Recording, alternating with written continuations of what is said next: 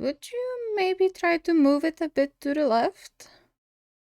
Ushijima suppressed the soft sigh already halfway out of his mouth and obediently pushed the table according to Tendo's instructions, wondering when exactly did he change from a pro sportsman into a moving company employee. Of course, he was happy to help Tendo out with the preparation of his shop.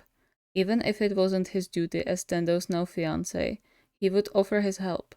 But the constant moving of furniture was starting to get slightly exhausting for his back. Yep, now it looks great. Surely? Tendo grinned and threw his arms around Ushijima's neck, pressing a quick peck on his cheek. As surely as it can get. Thanks for helping me, Miracle. I wouldn't be able to do it without you. Ushijima would lie if he said the praise didn't make his heart flutter. Still, he pulled Tendo a bit closer by his waist and tilted his head. I'm sure you could do just as well without me. Nuh-uh, I'm nowhere near as strong as you.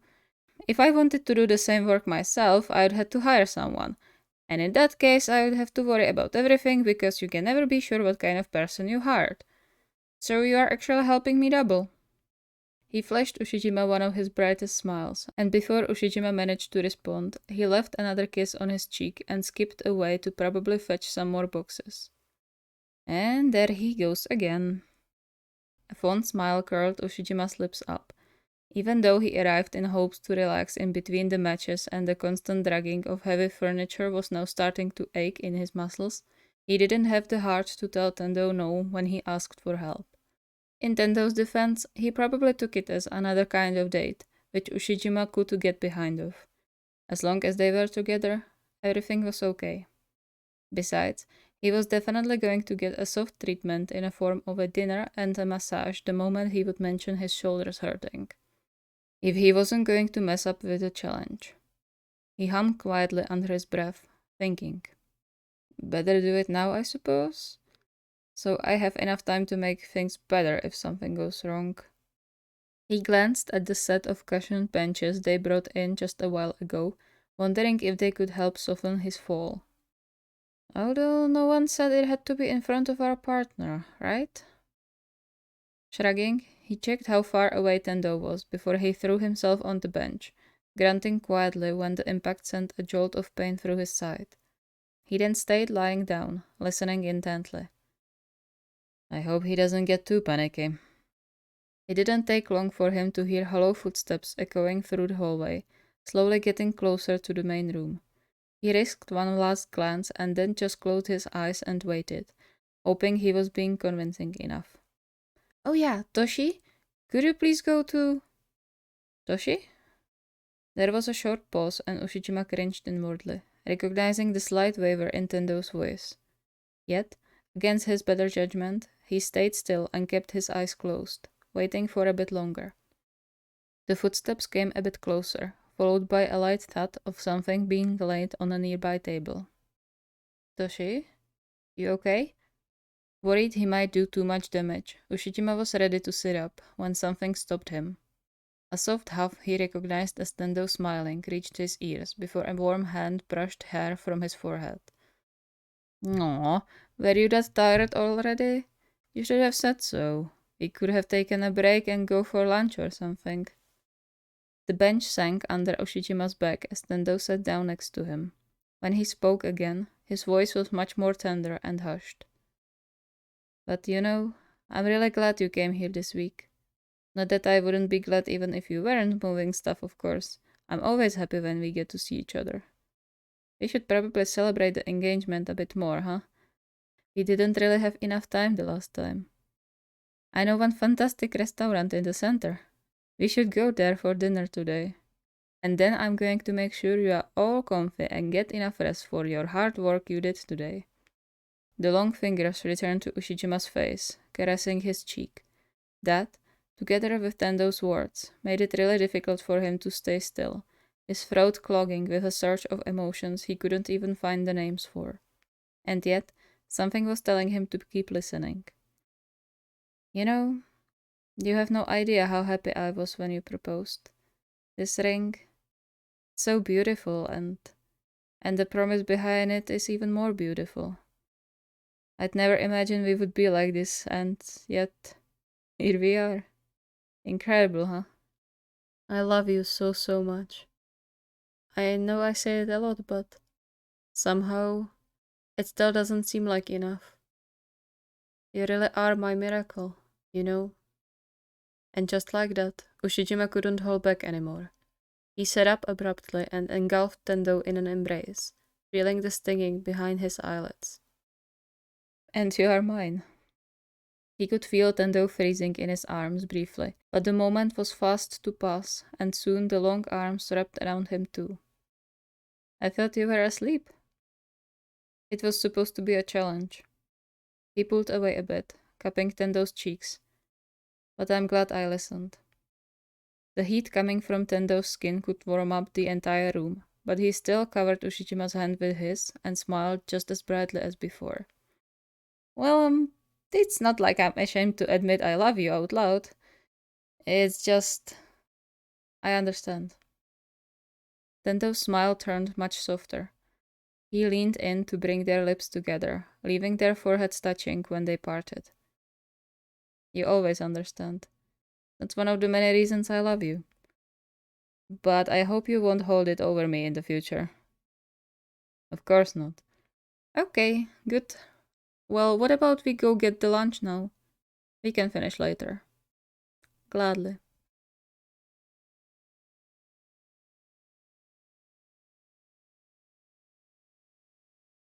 As disturbing as the experiences of the other participants were, Konoha was still more than ready to do the challenge. Of course, he didn't take any pleasure in causing Washio distress, but knowing his boyfriend, he would get a lot of affection and attention from it, something he desperately craved in the last few days. Tatsu, would you mind helping me a bit? He wavered as the pile of freshly ironed laundry wobbled in his arms, hissing when he hit the sharp edge of the couch. It didn't take long and heavy footsteps rushed towards him. He sighed in relief when Washio took part of the pile, taking note of the guilty shadow in Washio's eyes. Sorry, you should have told me to come help you. I did, like 5 minutes ago. You just didn't answer when I called you. The guilt in Washio's face became more prominent. Oh, really? I'm sorry. Konoha sighed. It wasn't the first time this happened in the span of the last 3 days. Suddenly, Washio seemed to pull more into himself as if he was constantly thinking about something, and it usually took Konoha a few attempts to get his attention. It wasn't like Washio was cold to him in any way. He still got his hugs and evening snuggles, but it almost seemed automatic rather than conscious gestures. And it was all leaving Konoha baffled and worried, which was exactly why he decided to go on with the challenge. Perhaps a little scare could snap Washio out of whatever slump he was in. It's fine. He clenched the pile a bit more in his hands, his eyes darting to the side briefly before getting back to Washio. You've been a bit distracted lately. Is something wrong? Washio paused before he let out a heavy sigh. No, nothing is wrong. I'm just thinking about something. Konoha suppressed the involuntary flinch that threatened to jerk with his body with Washio's words. Something important? Maybe I could help with it. He didn't want to come off as nosy, but the current state of things worried him. To his surprise, however, Washio smiled at him tenderly after a moment, offering his arms to get the other part of the laundry pile. Maybe. The smile disappeared from his face, instead being replaced by an expression Konoha hadn't seen yet. I'll be right back. Huh? Wait! The rest of the sentence died off on his tongue when Washio turned away from him and, without stopping, headed to their bedroom, leaving him standing stunned in the middle of the living room. What? He clenched his jaw, shaking his head to chase away the spiral already forming in his mind. It's fine. He smiled, so it's fine. It's nothing bad. Definitely not. But a challenge. His mind raced. He was determined to go on with his plan, but suddenly there was something holding him back, an invisible force telling him to wait just a bit longer. But the worry of having to watch Washio getting lost in his thoughts again was bigger. He moved aside to stand at the place where he knew he wouldn't hurt himself for real with the fall, and took a deep breath, already hearing Washio coming back. It will be fine. He leaned to the side a bit and held his hand by his head, waiting. It will be fine. He couldn't see Washio coming back, but he could hear his footsteps. Sorry, I had to. Are you alright? No. I think I'll. He left the sentence unfinished and let himself fall to the ground, counting on the hours of falling practice he did in the past. However, before he could hit the floor, strong arms wrapped around him, halting his fall. Akiri! The panicked edge in Washio's voice cracked Konoha's heart. Still, he kept his eyes closed, even as Washio picked him up bridal style and laid him down on the couch, all his movements so gentle Konoha was sure he was going to melt. Akiri, can you hear me? Wake up, please. The familiar firm hands squeezed his biceps, not enough to cause pain, but enough for Konoha to feel they were trembling. Guilt pierced his chest.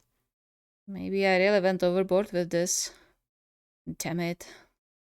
He heard Washio taking a few deep breaths, probably to stabilize himself, before the touch on his arms became even lighter, soft even. Washio stayed silent, but that wasn't surprising for Konoha. Washio wasn't the type to blabber out loud even when he was stressed. Which, in the hindsight, should have been enough of a reason for Konoha not to do the challenge, since he wasn't going to get an outward reaction anyway. But then again, getting a reaction was not the main goal here. Akiri.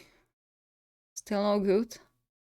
The ever so gentle and warm hands moved to cap Konoha's face, caressing his cheeks.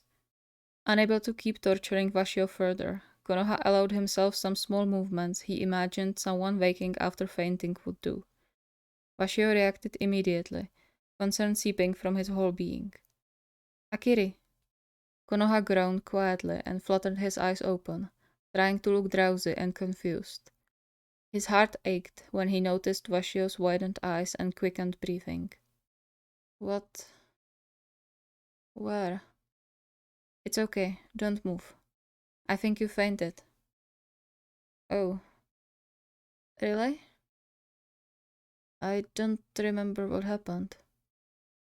Washio averted his gaze, for a second squeezing his eyes shut, which by itself was enough to set off alarm bells in Konoha's mind. Tatsu. It's alright, don't worry about it. Are you hurt? Should I call ambulance? No. I'm fine. Really. Washio visibly relaxed. Alright, that's good. But please, tell me next time when you don't feel well. Konoha nodded obediently. I will. There was a short hesitation in Washio's behavior. Under normal circumstances, Konoha probably wouldn't even notice it. But since he was watching Washio so closely, he didn't miss the slight shadow spreading over his boyfriend's face. Are you mad? Huh?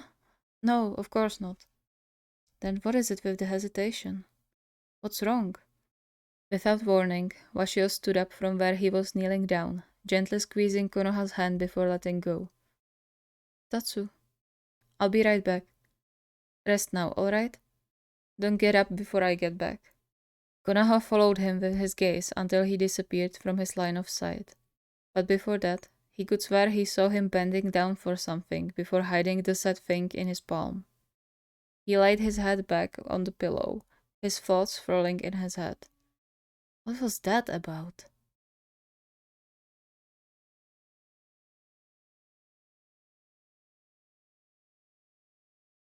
The time felt almost like an eternity when one was waiting for something exciting.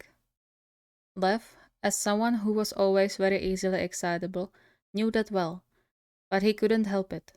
He was finally going to see Yaku face to face for the first time in 3 months, instead of just watching each other through screen. Of course he was excited. Under normal circumstances, he would be already on the way to the airport to pick his fiancée up, but his guardians were against that. And so he was now stuck waiting at home while one of the bodyguards went to pick Yaku up instead. It was better like this, of course. Lev had to admit that. This way, both of them would be protected against any potential threat. But that didn't mean Lev's entire being wasn't itching to grab their car and drive to the airport too. Only it didn't take so long. The plane landed 10 minutes ago. They should be calling already. However, it wasn't only excitement over seeing his beloved again that didn't let him sit calmly. Chewing nervously on the pack of candy he always carried with him in case of nerves, he checked his phone again, just as he did half a minute ago, waiting for any new message or a call. Even if it was that they are going to be late for whatever reason, it would be better than the uncertainty. Especially when the safety management team had their hands full with another batch of weird letters now. At first, he accepted the safety measures just to be sure, despite not being entirely convinced there really was a stalker after him. But the contents of the few last letters were disturbing, to say the least. And the worst thing was, it wasn't just himself who was targeted in those. He shivered when he recalled the scarily accurate description of his everyday program, accompanied by several hateful jabs against Yaku, before stating that there, quote, shouldn't be anything standing between you and me. That part in particular rattled with Lev's score and was also the reason he didn't protest when his safety manager sent a trained bodyguard for Yaku today. I just hope they are alright. A loud ring of his phone startled him senseless. His heart almost stopped, but then relief washed over him when he accepted the call. Is everything okay? Yes, everything is fine, don't worry. I just had to wait for my bag for ages because the system was broken or something. But we are on the way now. I would say about 10 minutes if the traffic is good. Lev nodded, despite knowing Yaku couldn't see him, part of the tension that gathered around his chest leaving. Part, but not everything. Okay, that's good. But let me know if anything happens along the way, okay? Anything. Lev, chill. It's going to be fine. You don't know that. What if that person is just waiting for you to drop your guard and then... He stopped the train of thoughts, but it was too late. The catastrophic scenarios already firmly settled in his mind. He squeezed the phone a bit tighter, feeling his hands starting to shake. Okay. I know. I want you to be safe. He could hear Yaku smiling on the other end. I know. But try not to worry too much, will you? I'll be home soon. Stay safe. Please. I will. Nothing can keep me from seeing that stupidly pretty face of yours again. Lev choked out a short laugh before hesitantly ending the call. He flopped down on the couch and rubbed his face, trying to not let his overthinking mind take over, which proved to be more difficult than he thought. He stayed in the same position for what felt like ages when the unmistakable sound of the main door getting unlocked snapped him back into reality. He jumped up immediately, hurling to the door as if his life depended on it. Mori! Yaku huffed quietly when Lev no less than smothered him in a tight embrace, but then just chuckled and wrapped his arms around him back, nuzzling into the crook of his neck.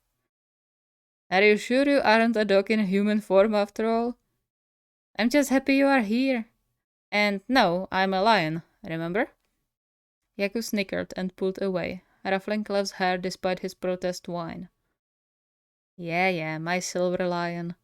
Help me with the bag, would you? A bit less enthusiastically, Lev dragged the luggage into the living room, but he would be lying if he said he didn't feel much better now that Yaku was home. They were safe now. It's a shame you forbid me from accepting fan mail. I saw a lot of stuff you like in there. Lev paused, guilt jabbing in his chest despite there not being any reproach in Yaku's voice. I'm sorry. It was yet another safety measure, but one he insisted on Yaku following to a T, especially after the last few letters. You know I wouldn't want that from you if... Yaku gave him a soft smile. I know, don't worry about it. It just sucks I can't even give those things to anyone else. He became serious again. I wish this whole thing would end soon. A heavy silence settled in the flat. Lev wasn't sure what to say, and so he just pulled Yaku to him once again, relishing the way Yaku clung to him. He wished for nothing else than to be able to go back to their normal lives, without them getting threatened all the time. But it seemed like an unreachable goal sometimes. Do we want to rest now? Or take a shower? I can make something to eat in the meantime. Yaku raised his eyebrow at him. You sure you won't burn down the kitchen? Mori! Yaku chuckled and tugged on Lev's collar to get him to bend, leaving a short kiss on his lips. Alright, sorry, I'm just making fun of you. I'd love something to eat. I'm starving. Lev nodded, leaning down to get another kiss before Yaku excused himself to the bathroom. He let out a deep sigh, suddenly feeling like his whole body weighed a whole ton, and his limbs turned into lead. He shook his head to chase the surge of tiredness that clouded his mind, but it almost felt like his eyelids were getting closed by some invisible force. What the heck? Instinctively, he stumbled towards the couch, feeling his thinking getting slower, same as the world around him. He wasn't even sure if he managed to reach the couch in time until he was being shaken with, a familiar voice reaching through the mist that was his mind. Lev! Come on, wake up! He forced his eyes open through the sheer willpower, the tiny movement costing him all of his strength. Yaku's face emerged from the darkness, the distress clearly visible in his expression, even though everything else remained cloudy. Huh? Oh, thank goodness. How do you feel? What happened? I thought you... Lev groaned quietly, the haziness taking over his mind once again. No, don't you dare to go to sleep again. Wake up! The frantic calling pierced his ears, making his heart throb, but at the same time managed to snap him back to some extent. He forced his eyelids to remain open, getting welcomed by the terrified look in Yaku's eyes. Mori? Yeah, it's me. Stay with me, okay? Don't go sleep again, please. Help is on the way, but you have to stay awake, okay? Oh, okay.